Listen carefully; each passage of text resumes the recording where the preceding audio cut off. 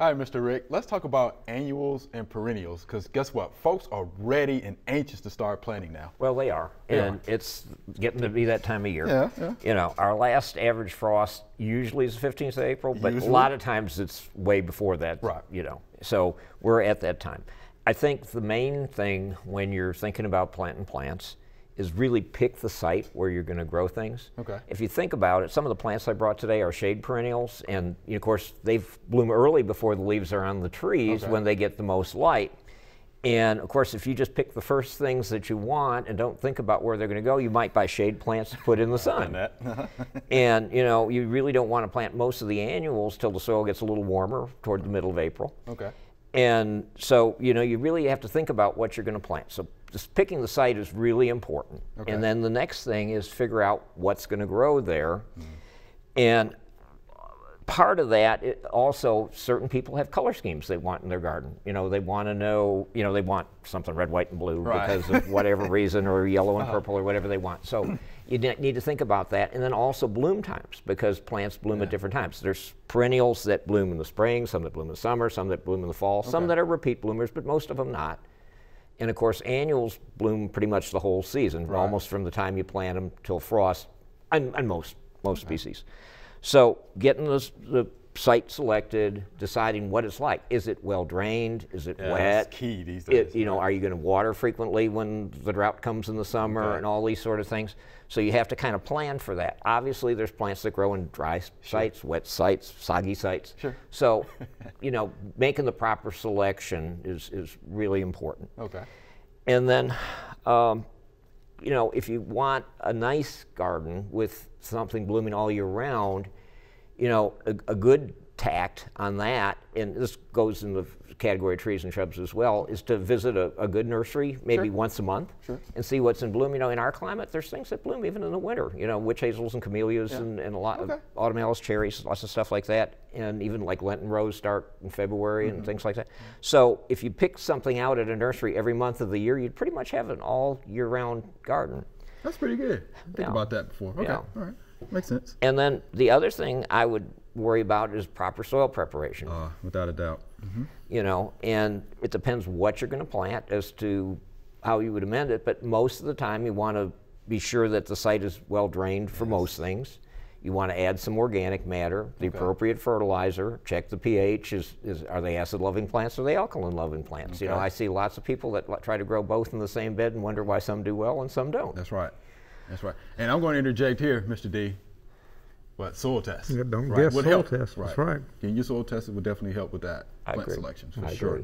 Okay. So those are all things to look for. And then if you're new to gardening, I think a lot of people tend to think too big right away. Yes. And they bite off more than they can chew, and then come summertime and it's time to weed and deadhead and all that stuff, and you're worn out. So I think pick the spots very carefully. You know, maybe near the front entrance to your house if you're somebody that works 9 to 5 and that's what you're going to see when you come home from work, or maybe near your deck or patio, or maybe you want to do a series of containers, but I'd locate them close to the house where you're going to apt to see them and water them, because you know in the summer if you forget, they don't last long. They don't last long at all.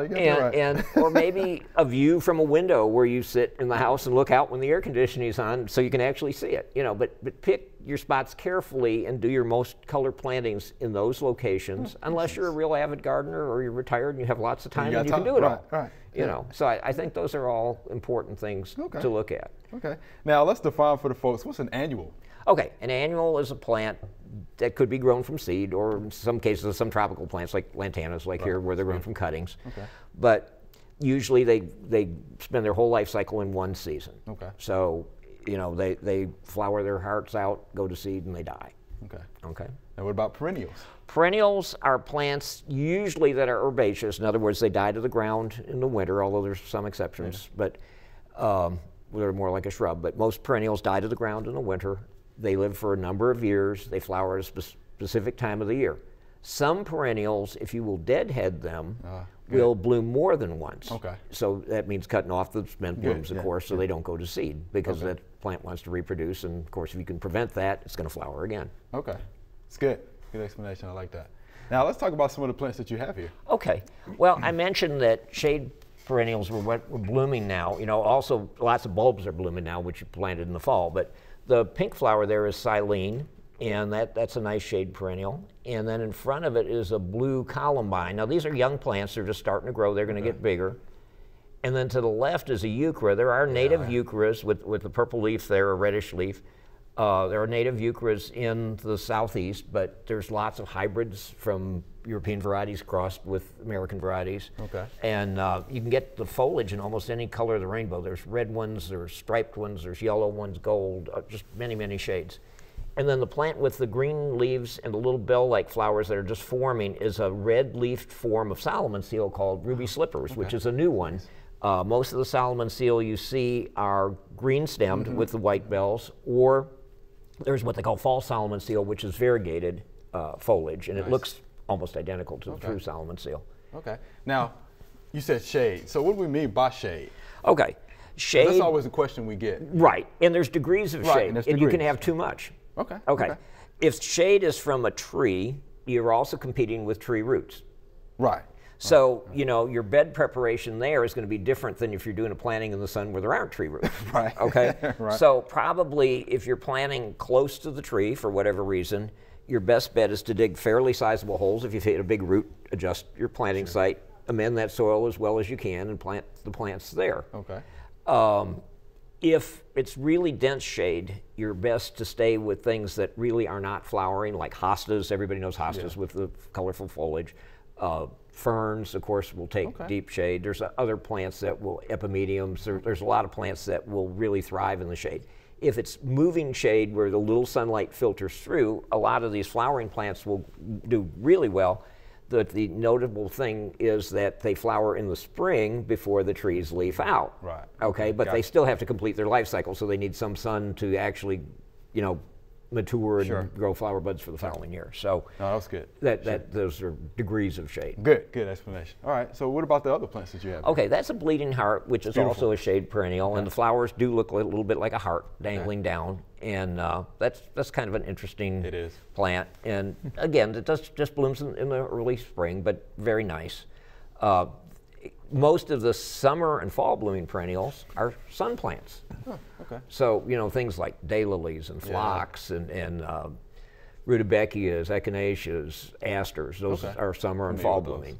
So, you know, by planting correctly, and by that I'm saying in drifts that are kind of mixed, figuring height in consideration, you could have a perennial border that bloomed all year round. But then it's nice to mix a few annuals in there, because by repeating the same annual throughout the bed, you'll have bursts of color the whole season. And that makes a very pleasing effect versus just a big mass of one thing. How about that? I need you to come to my house and help me out. that sounds well, I've good. been doing it for a big space for a long time. And what do we have here too as well? These are lantana, a very popular plant. You know, it's a butterfly plant, so people like that. The foliage, some people like it and some don't. It's kind of like marigolds. It has a very fragrant smell, which does appeal to some. And this is Kufia. The common name is cigar plant, because you see the little flowers kind of look like that. There's many different forms. There's one called bat-faced Kufia that, if you look at it closely, looks like a little bat's face with the ears. These are long blooming plants. They're technically tropical plants because they're grown from cuttings, but we treat them as annuals, plant them in the spring, let them go till fall. This particular lantana is called Miss Huff, which is pretty much perennial in our climate. Oh, it is. It will die to the ground like an herbaceous perennial and then come back from the roots. Okay. It helps if you mulch it with a little pine straw, though. Okay. Kind of protect it. Good to know. Lantanas will grow in hot sun, like in a parking lot where there's asphalt or along a sidewalk, and that's really useful in our climate because that's a tough place to have annual color. All right. It's just like you notice that the best pansies that bloom through the winter are in parking lots because they've got all that heat sink from the asphalt and the concrete. That's why mine looks so good. But the ones that are out in lawn areas and stuff don't do quite as well because it's colder. It's cold. All right, okay. So makes sense. Anyway, just you know, you got to look for those little niches in your landscape at home. There's some places where certain things are going to do better than other things, and you just have to figure that out. How about that? Mr. Reed, we appreciate you being here today. Oh, you're most welcome. Thank you much. Good stuff. Thanks for watching the video. I hope you enjoyed it. To find out more information on this topic, just click on the familyplotgarden.com link in the description.